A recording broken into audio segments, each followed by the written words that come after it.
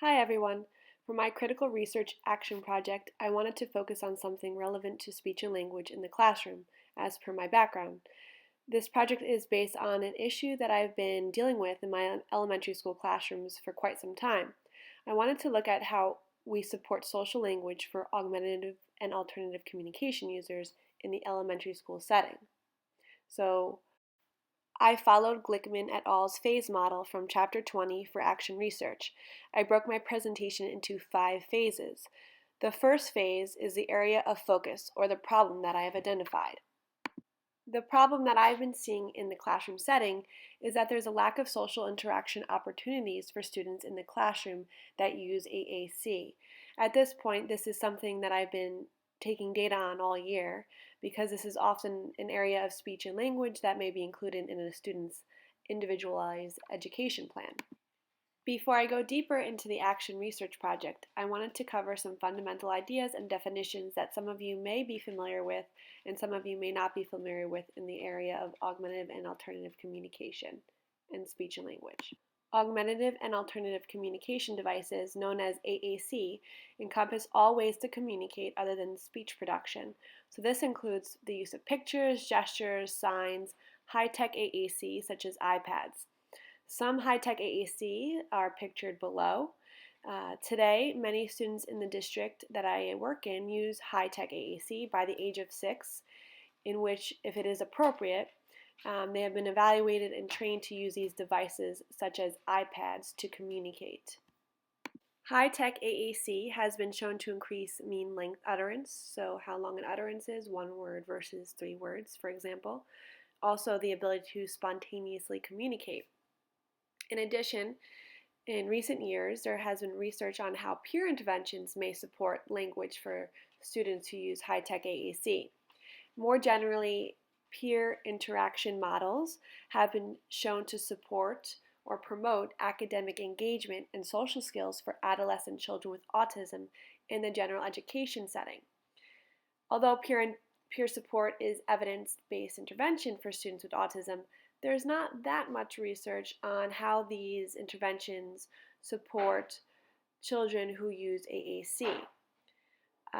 Recently, Biggs and colleagues examined whether peer collaboration increased peer interaction and the use of AAC in the general education classrooms and concluded that the peer collaboration and interaction potentially supported students with these needs.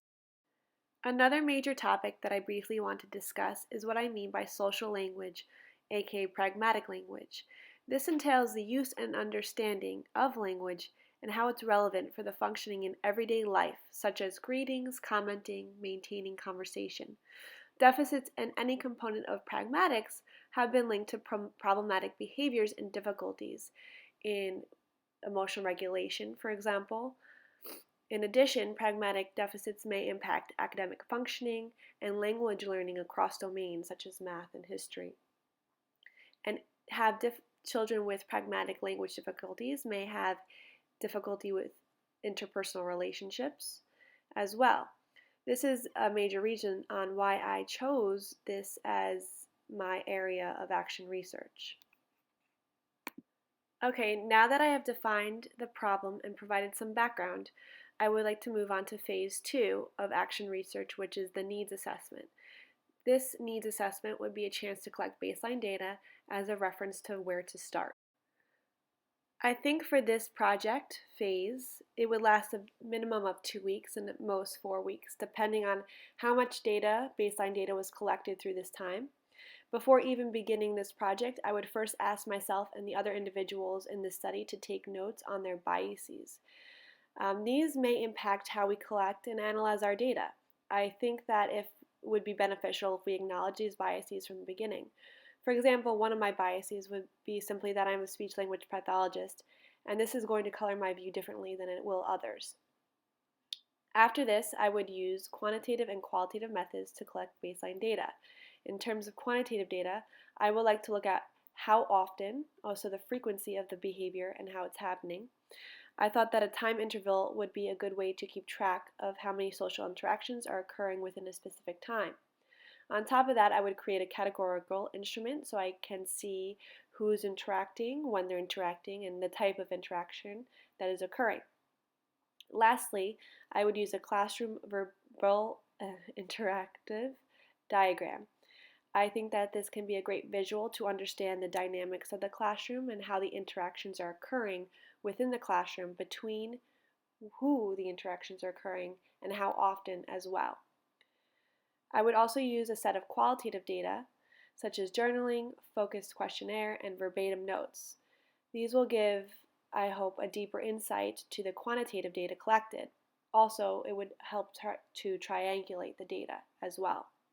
I think that this needs assessment, along with the literature and background in this area, would provide enough evidence to support an action research project for this identified problem. So how is this topic critical, or how am I using a critical lens? Critical action research examines and challenges established, taken for granted ways of doing things that support inequity, with an eye towards changing the practice to increase equity. I thought that quote from Hadfield summed it up very nicely.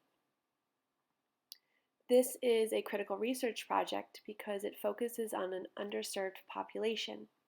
This population, students who use AAC, have challenges with communication, and this produces inequity in the classroom as it's led to behavioral problems and academic concerns. So keeping this critical lens in mind, I would be asking two major critical questions. How can we increase social interaction for second grade AAC users to support their needs? And how will this project address the needs of the disadvantaged students who are using AAC in the classroom? So now that we have identified the problem, done our needs assessment, identified our critical research questions, I would now begin phase 3 by designing my action plan. To start developing my action plan, I would start with these questions, because this is what I'm looking for to improve social interactions with this population and how we can improve it. What type of social interactions are we currently seeing for our second grade students who use high-tech AAC in the classroom? Who do the second grade AAC users interact with? Who do they interact with the most? Who do they interact with the least? What is the goal of this project? Improving peer interaction for these students. And what instructional practices will we incorporate to improve social interaction for the second grade AAC users? How will we measure these social interactions for the second grade AAC users? The next part would be the carrying out of the action plan and the design. So first, I would most definitely start with professional development if needed, and student learning. We are going to be using techniques to improve social interaction using a peer interaction model, and I am not sure at this point if my staff knows what that is, so it would be a training on how to incorporate peer interaction models in the classroom. And we also, for that, would need to train the students, the peers in the classroom, on how to interact with their peers who use AAC. So that's an important piece that would have to be planned out before we even began the study. Then moving forward, I will look at the data collection that I would like to use, and I would like to keep it the same as I did in the baseline data and the needs assessment, so I can see change over time. So again, I would be using, for quantitative data, performance indicator instrument, so what type of behaviors are present or not present, and a classroom verbal interaction diagram would also be helpful. For qualitative data, I wanted to add one thing to that, and that was student interview data along with the teacher journaling and the focus questionnaires and the verbatim notes.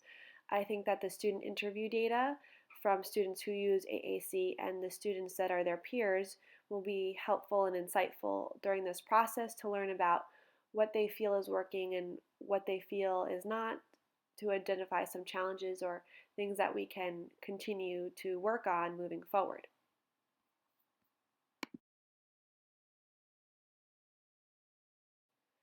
Phase 5 is how to evaluate and revise an action plan. I sort of see this as part of Phase 4, just a continuation piece of how we keep on moving. What I like most about action research for the classroom setting or the school setting is that we are able to make quick online changes to see if there's an effect. Often, when we do research, we want to keep variables the same throughout the project. However, being in a classroom with the time constraints that we have to achieve what we need to, we don't always have that luxury to wait and see how one variable or one intervention plays out. That is why I like action research, and I think it's a great tool for any teacher or specialist that can use it in the classroom setting or the school setting. So, in my fifth phase, I see it broken currently into at least three parts, and each part is to be evaluated by moving to the next. I think, of course, as the nature of action research, this can change depending on the results of the previous phase. So you see that I have baseline data, um, and that will lead to the first data collection and analysis phase.